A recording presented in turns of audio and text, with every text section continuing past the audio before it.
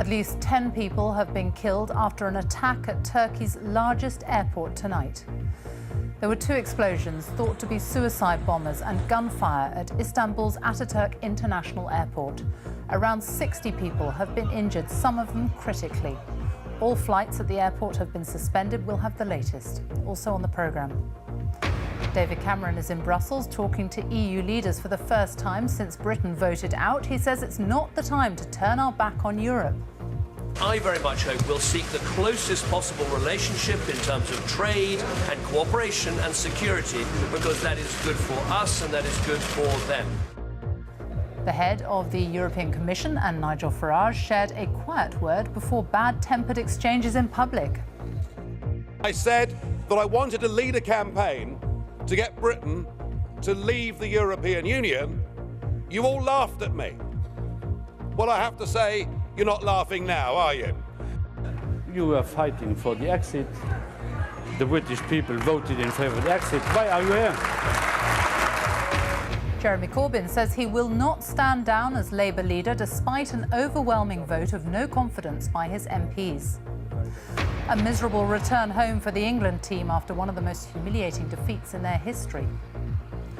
And how David Hockney has turned to family, friends and acquaintances for his latest exhibition.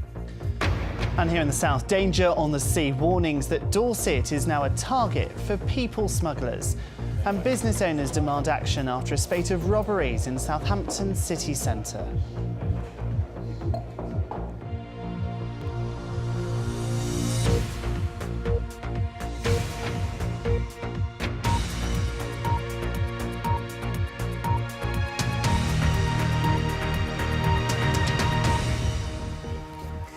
Good evening. There have been 2 explosions and gunfire tonight at Istanbul's Ataturk International Airport. Turkish government officials say at least 10 people have been killed in the attack. Around 60 people are reported to have been injured, some of them critically. Here, the Foreign Office say they are urgently seeking further information about the attack. Turkish officials say they believe at least one of the explosions was a suicide bomber. It's the latest in a string of attacks on Turkey's biggest city. Here's our diplomatic correspondent, James Landale.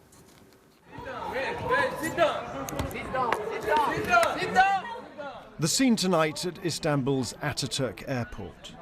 Passengers taking cover after 2 explosions tore through the international departure terminal. Outside, people fled after at least one of the attackers reportedly opened fire with a Kalashnikov machine gun before blowing himself up after being fired on by the police. Officials said that at least 60 people had been wounded, many waiting outside until the ambulances arrived, as others who had been injured emerged. Police rushed to set up a perimeter around the airport after the attacks. Turkey's Justice Minister said at least 10 people had been killed. This is only the latest in a series of deadly attacks in Turkey this year, often blamed on either Kurdish separatists or the so-called Islamic State group. But this is the first time that the international airport has been targeted, and for now, flights in and out of the airport are currently suspended. Tonight, as the injured were taken to hospital, the question is what more Turkey can do to deal with a security situation that's getting worse and not better. James Landale, BBC News. Well, our correspondent Mark Lowen is at Istanbul's Ataturk Airport. Mark, you're actually on a plane. You've just landed there. What more can you tell us? Yeah, Sophie, I just landed this evening about an hour and a half ago on a flight from Nice, and we are being kept, of course, on board the plane, not allowed to disembark because of what is happening inside the airport and the carnage there. We're hearing that at least 2 explosions, possibly 3, around the international terminal area, one possibly in the car park as well. We understand that one of the attackers, as you heard in James's report, opened fire with a Kalashnikov before blowing himself up with a suicide belt. We understand there are reports that one of them was wrestled to the ground by police officers as well. We're not being told when we're going to be allowed to leave the aircraft, of course.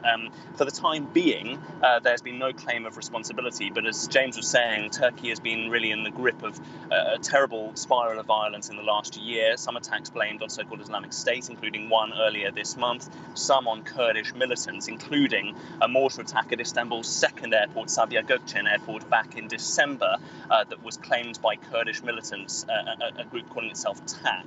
Now, I have to say, Sophie, that I have lived here for 2 years, and I have often thought, coming into this airport, that it is a potentially vulnerable place, and that an attack could take place here because cars are really not searched very often coming into the airport area. That said, as you come into the terminal building, there are X-ray machines and scanners for anybody coming in even before the check-in desks. And so what appears to have happened tonight is that the attackers appear to have breached the perimeter of the airport, managed to get in towards the terminal building, and there they have set off their attacks with such tragic consequences. Mark Learn on the tarmac there at Istanbul Airport. Thank you very much for joining us, and we will, of course, bring you the latest on that story as it develops. David Cameron has been attending talks in Brussels today with European leaders following the UK's decision to leave the European Union. He said it was not the time for Britain to turn its back on Europe. Well, Fiona is in Brussels for us tonight. Fiona. Sophie, thank you, and good evening from Brussels, where it's been a day of some considerable political drama. When the Prime Minister arrived earlier on, he said he hoped the discussions would be constructive. But there's no disguising the tension and frustrations here. The German Chancellor, Angela Merkel, said Britain couldn't cherry-pick the parts of the EU it wants, such as access to the single market. And the UKIP leader, Nigel Farage, was booed in an acrimonious session of the European Parliament. Our political editor, Laura Koonsberg, has our first report. David Cameron might have wanted to slip in the back after his plan went so wrong. The Prime Minister made the same grand arrival as ever, with a lot of explaining to do. While we're leaving the European Union, we mustn't be turning our backs on Europe. These countries are our neighbours, our friends, our allies, our partners, and I very much hope we'll seek the closest possible relationship in terms of trade and cooperation and security, because that is good for us and that is good for them. And that's the spirit in which the discussions, I think, will be held today. He told us and them he wouldn't quit if he lost and would start the process of leaving straight away. He's doing the opposite. No surprise the President of the Commission didn't want to stop and chat. There is genuine upset and a desire to get on with it. The day after Brexit, I felt as if someone very close to me had left our home. Brexit, it's not only about procedures, about politics, about interest. It is also about our emotions and feelings. What are you going to say to Prime Minister Cameron? I think he needs to say something to us, not us to him. I think we should not wait until the Conservative Party has solved its internal problems. Not a whole continent can wait for it. Nothing can happen, though, till Britain is ready to start, says Europe's most powerful politician. Sometimes these bun fights are all about working out the body language, trying to find out what's going on. Well, it's crystal clear this time. Britain feels alone, very alone. Europe's leaders are sad and angry, almost in disbelief at what's been decided, and in no mood to make the exit process easy. But so many British voters felt the EU didn't listen. Nigel Farage wanted to enjoy the warm embrace of Schadenfreude, delighted at Brussels' agony. Good morning. Good morning. Mutual loathing in the European Parliament today was pretty clear. Funny, isn't it? You know, when I came here 17 years ago, and I said that I wanted to lead a campaign to get Britain to leave the European Union, you all laughed at me. Well, I have to say, you're not laughing now, are you? There's not just upset at the result, but contempt for how the referendum was won. You lied. You didn't tell the truth. You fabricated reality.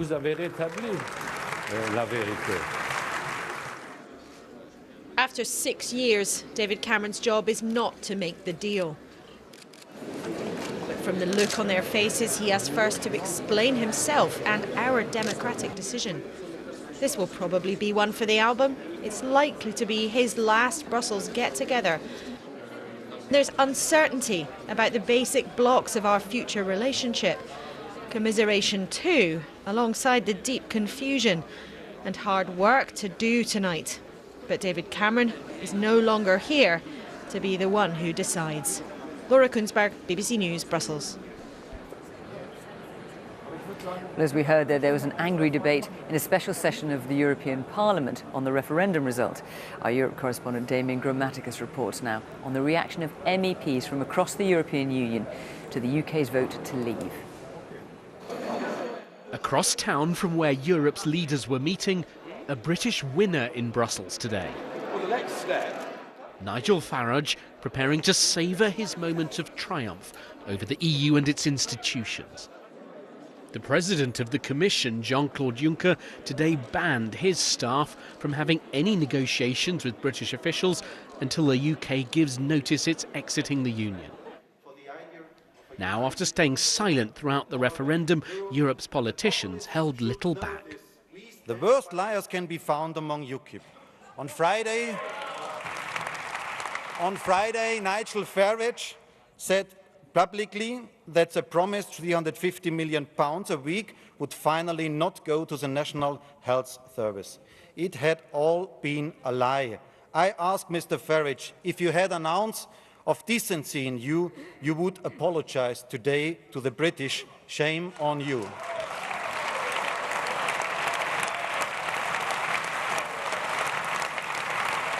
Most here are, of course, believers in Europe's project, shocked by the outcome, but also by the tone of Britain's referendum debate. What makes it so hard for me, and I think also for the other group's leader and for everybody here in this House, is the way it succeeded. The absolute negative campaign.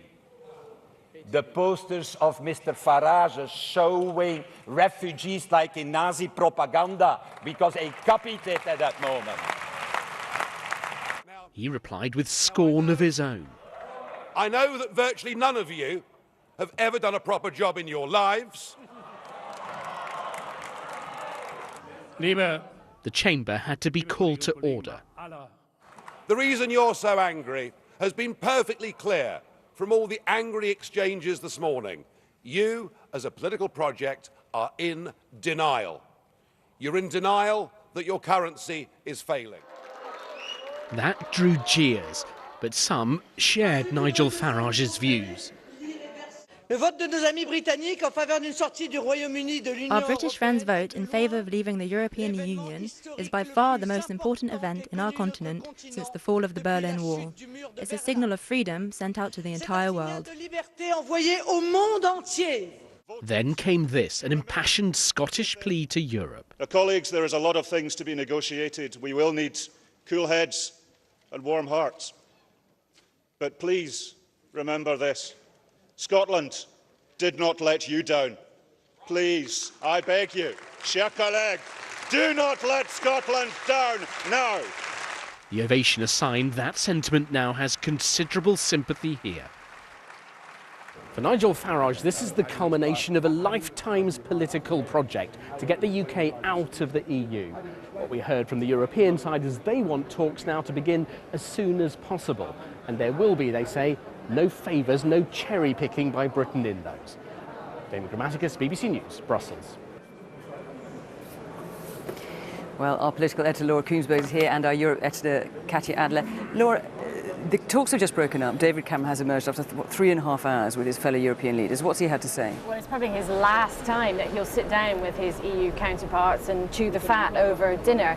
The Prime Minister's main job was really to try to smooth the path for whoever his successor is, and he has stressed that he wants there to be a constructive period of talks now. But in particular, what he said was that the UK and the EU should have as close economic ties as is possible, even with the UK outside the European Union. But for that to happen, he's basically said that the rest of the EU will have to look at changing the rules around freedom of movement, changing the rules around immigration. Of course, during the referendum campaign, that was one of the most contentious things that many voters perhaps wanted to hear from him During the campaign, he wasn't really willing to go that far, although others did. But tonight, here in Brussels, that is what he's laid out, almost as a precondition of the UK's next relationship with the European Union outside the EU. Of course, many people probably sitting around the table will have thought, you fought a referendum, you asked us all for special conditions, we gave you those special conditions, what right do you really have to lay down new demands now? Certainly, Katya, when it comes to hearing what the European leaders have had to say as they've arrived, no one has given the impression that they're particularly keen on agreeing to any new preconditions, and in fact expressing frustration at the delay from Britain in starting the divorce proceedings, if you like, invoking Article 50. Well, yes, I mean, the atmosphere here, we have to say, first of all, is, it was calm, it was polite, nothing like those stormy scenes that we saw in the European Parliament. But yes, that is what EU leaders have been saying to David Cameron. Your country voted out. We now want to get on with it. And it's really through gritted teeth that they've said to him also they realise that the UK needs some time, because under EU rules, the ball is now in Britain's court. It has to officially notify the EU that it wants to leave, and only then negotiations can start. It's called Article 50 in EU speak. But we heard also from Angela Merkel, the very influential German Chancellor, today, and she said, when those talks start, Britain can't cherry pick its way to a deal. She basically dismissed the idea that Britain can have good access to the internal market and at the same time restrict EU immigration. She said, if Britain, like Norway, wants to have access to the single market in this key way, it will have to accept the freedom of movement. So they were very clear about that. And then about another thing as well, that in this waiting period, this interim period, EU leaders say there'll be no cosy backroom chats, no informal talks about this future deal with the UK. That's the only pressure they can exert right now on Britain, because they really do want those formal negotiations to start as soon as is practically possible. Katya and Laura, thank you both very much. Well, back home on the financial markets, there's been some respite from the turmoil seen in the immediate aftermath of the EU referendum. The value of the pound has risen, as has the FTSE 100 share index, adding more than £40 billion to the value of companies. The Chancellor George Osborne has said tax rises and cuts in public spending are inevitable after the UK's decision to leave the EU. He said predictions about the impact on finances have started to be borne out by events, and that it's clear that the country is going to be poorer.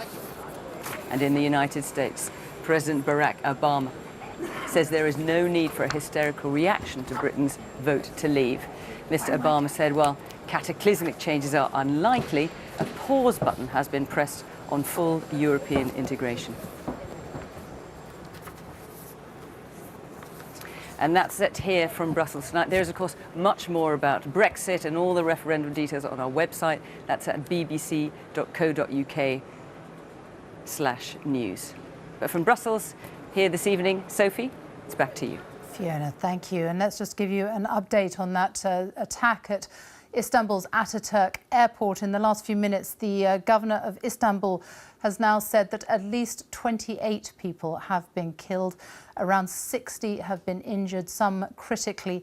And the authorities are now saying that they believe that 3 suicide bombers carried out the attack at the airport this evening. We will, of course, go back to that story at the end of the programme. Jeremy Corbyn has insisted he will not step down as Labour leader despite losing an overwhelming vote of no confidence by 172 votes to 40. A secret ballot of Labour MPs was held this afternoon following the resignation of more than 50 of his most senior colleagues over the last 2 days. But Mr Corbyn said resigning would be a betrayal of all the party members who voted for him last year. Our deputy political editor John Pienaar reports. Bad idea, this photo. Jeremy Corbyn's uncomfortable, defiant but under siege. A shadow cabinet patched together after mass resignations. What were his advisers thinking? Seamus, I'm not sure this is a great idea, is it? Hard to blame him. Just look at his deputy, Tom Watson, on the right. Everyone knows he's not truly backing his leader and may, just may, run for his job. Can we do something later on, okay? Yeah, it's fine, yeah, okay. But later on, most of his MPs were officially against him, leaving his team, empty chairs and unfilled vacancies and all, waiting for the leadership challenge that will now surely come. And it's not just MPs. The revolt has spread to Scotland too. If I had just lost 80% of my parliamentary colleagues, I simply could not do my job. And I think it's now extremely difficult for Jeremy Corbyn to continue. Harriet Harman. Okay, you're lobbying her. But Mr Corbyn has strong support in the country. Young members turned up today to urge rebels to back off. I do not think in any way that the public will understand why we have chosen to turn in on ourselves at the very time when we should have been attacking this government for the chaos that they've wreaked on Britain. Angela Eagle resigned yesterday as Shadow Business Secretary. Now she's weighing up a leadership challenge. And even though she'll face a battle with her local party members, she believes she may be better able than Tom Watson to unify a party that's been torn apart. In the coming Labour leadership contest, a challenger needs backing from 50 Labour MPs or MEPs from the European Parliament. The contest results announced at the autumn conference or an emergency conference beforehand. It's still unclear if Mr Corbyn would automatically get on the ballot without needing nominations. Voting is by party members, registered supporters who've paid £3 each and affiliated union supporters. Are party members like these young Labourites in Croydon beginning to desert Jeremy Corbyn? I ended up voting for him in the leadership election because I felt that we needed change and we needed to create a nicer, kinder Labour Party. But increasingly I've become disillusioned and disappointed with decisions he's made. There's so many people who say the same thing, that he's a lovely guy, really nice guy, and he's different, but he can't be a leader. It's almost irresponsible for them to advocate for a new leader when he has the vote of the people. They were wrong then and they're wrong now! A pro-Corbyn rally in Leeds tonight. It's this kind of support that keeps him going. Some MPs are clinging to the hope that he may yet be forced out by a collapse of trade union backing, say. But his most fervent admirers, like Jeremy Corbyn himself, seem determined to fight on, whatever the cost. And Sophie, the country is mired in doubts and confusion, a government lacking direction, an economy at risk. A rather rain-sodden pro-EU mass demonstration in Parliament Square behind me broke up just a short while ago. But the Labour Party has all but ceased to function as a credible, coherent force in British politics. And the realisation is dawning on both sides of the great Labour divide that they may just not recover at all from the civil war, which now seems to be entirely unstoppable. And of course, Labour not the only party now with a leadership battle. That's so. And Britain's future relationships with Europe, with the wider world, they're in a state of suspension until a new leader is chosen. And the Tory party membership aren't just choosing a new leader for their party, they're choosing a new Prime Minister for the country. So the whole process has been put on fast forward. There'll be a lineup of candidates by noon on Thursday. There'll be a new Prime Minister by September the 9th.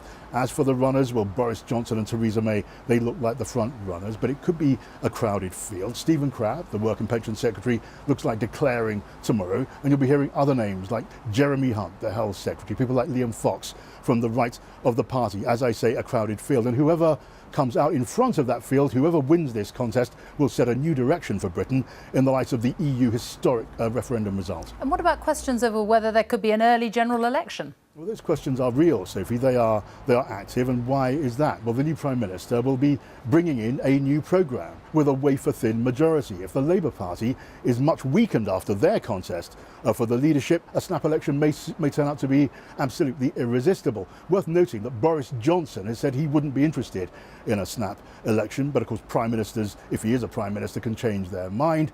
And these Tory leadership contests, down the decades, have had a strange way of defying the betting at the outset of the contest. John Pienaar in Westminster, thank you. England's football team have flown home after they crashed out of Euro 2016 following their shock defeat against Iceland. Roy Hodgson, who resigned immediately after the match, described last night's performance as a one-off event. Our sports editor Dan Roan asks what went wrong and who the next England manager could be. Got a message for the fans, Roy? It was a new low. Defeated, deflated, humiliated. England left Nice this morning a national embarrassment, still reeling from the most infamous loss in their history. Hours later, the team's underachieving millionaires returning to their luxury hotel in Chantilly for the final time, out of Euro 2016, headphones on and with nothing to say. Roy Hodgson, who quit as manager in the immediate aftermath of the defeat to Iceland, reluctantly facing the media.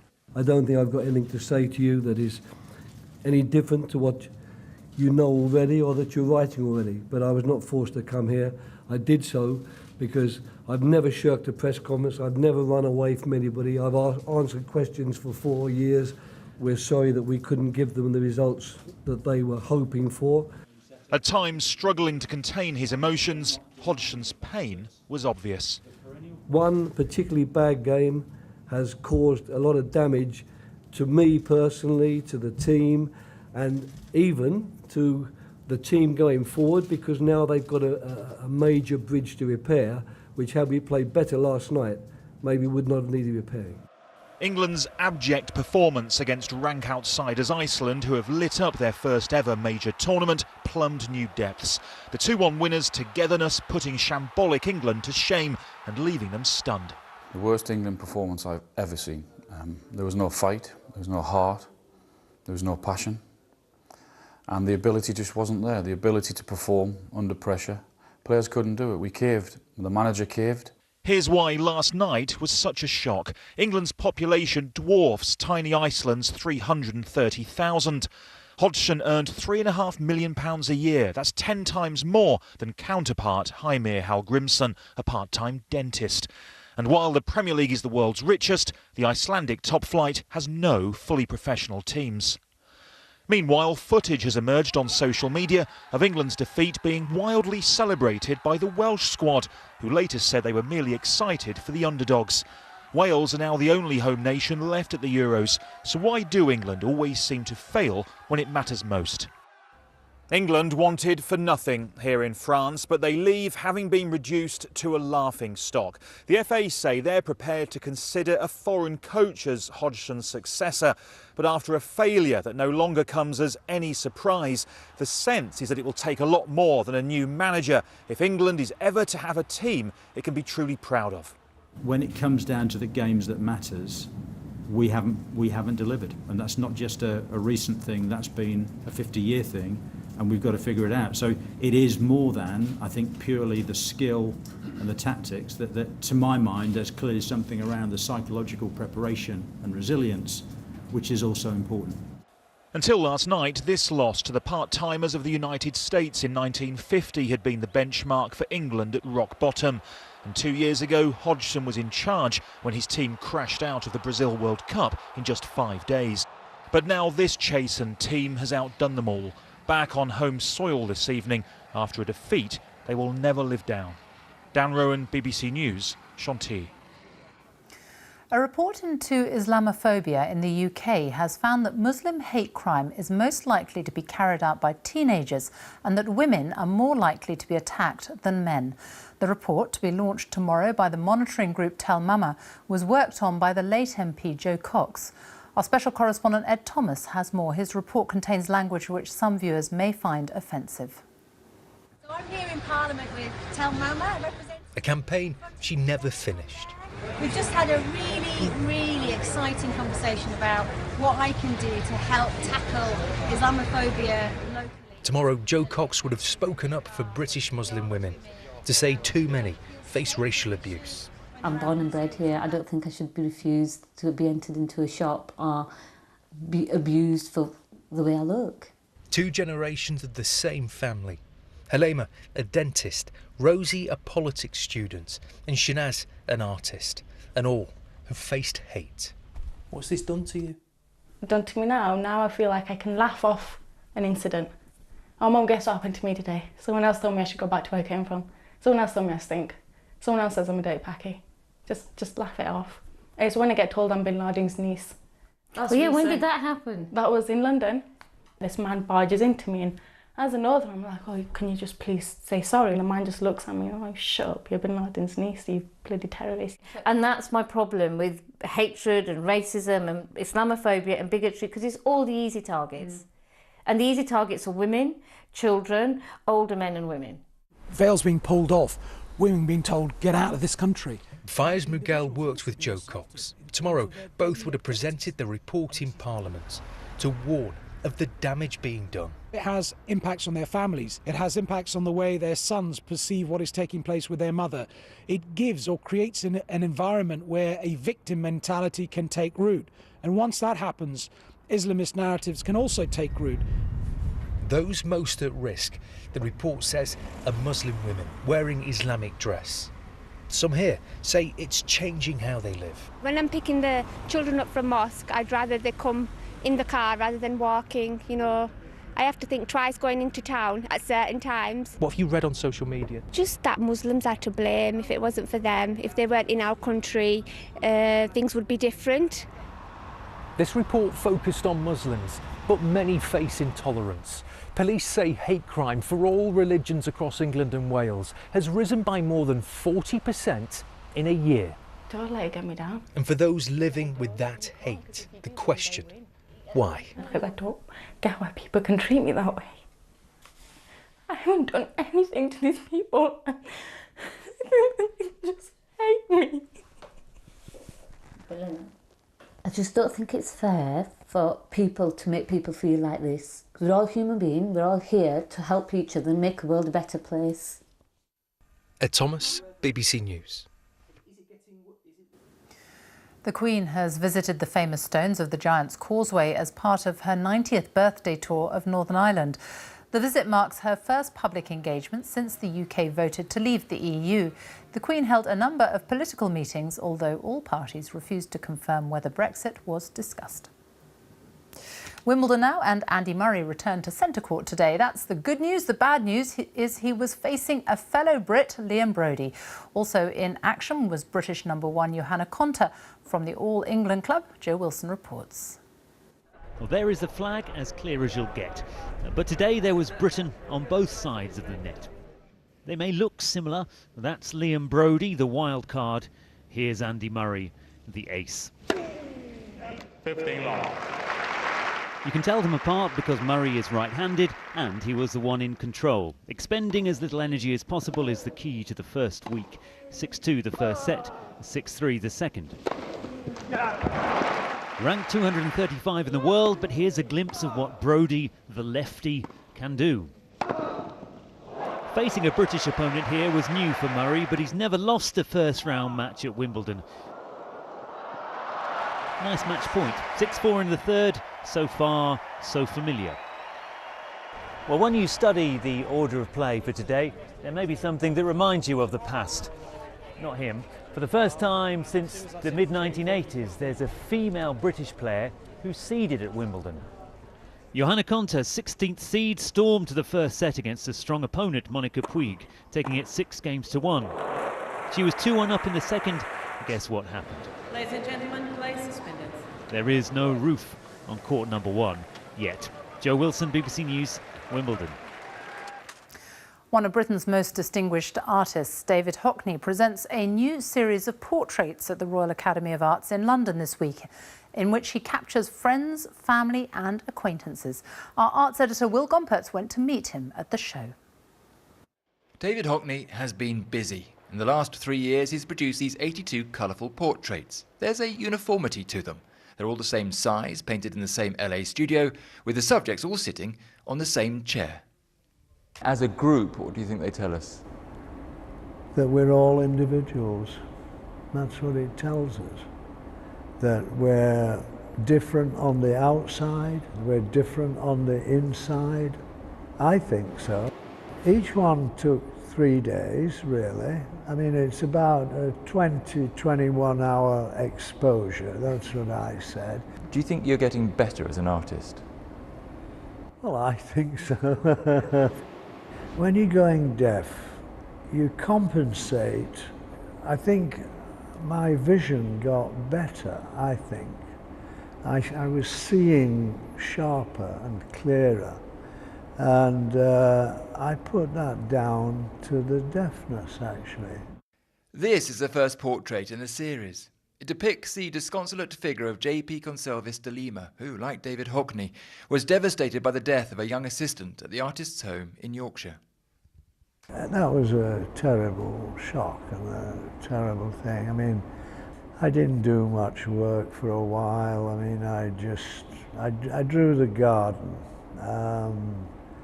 But we just started with JP, really. The exhibition is something of an album featuring David Hockney's inner circle. among whom is Celia Birtwell, a textile designer he's been painting for over 40 years. Were you surprised with this one? Well, you can always criticise the way you look. He always says he doesn't paint to flatter, so he paints it for himself. David, can we mention my green nose? No is clearly the answer, because when it comes to portraiture, the artist always has the last word. Will Gompertz, BBC News. Well, let's go back to our main story this evening. At least 28 people are now known to have been killed in the suicide bomb attacks at Istanbul's Ataturk International Airport this evening. Our correspondent Mark Lone is on a plane that landed there a few hours ago now. Mark, what more can you tell us? Sophie, the casualty numbers have dramatically and predictably gone up. 28 dead now, 60 injured. That is what we're being told by the local authorities here, and a confirmation that there were indeed 3 suicide bombers. Initial indications, according to local media and some police reports, are that this was an attack by so-called Islamic State.